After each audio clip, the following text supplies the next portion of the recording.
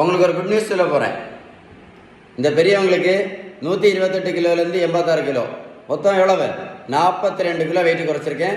அதே மாதிரி இந்த சின்ன தம்பி தான், இந்த தம்பிக்கு 140லேருந்து 70 கிலோ, மொத்தம் 70 கிலோ வெயிட் குறைச்சிருக்கோம். எப்படின்னு கேட்குறீங்களா? நல்லா கேட்டுக்கிடுங்க. புரோட்டீன் பவுடர் கிடையாது, மாத்திரை கிடையாது, ஜூஸ் கிடையாது, ஓடும் பயிற்சி கிடையாது, ஜிம்மு கிடையாது, ஸ்கிப்பிங் கிடையாது, பேரியாட்ரிக் அறுவை சிகிச்சை கிடையவே கிடையாது.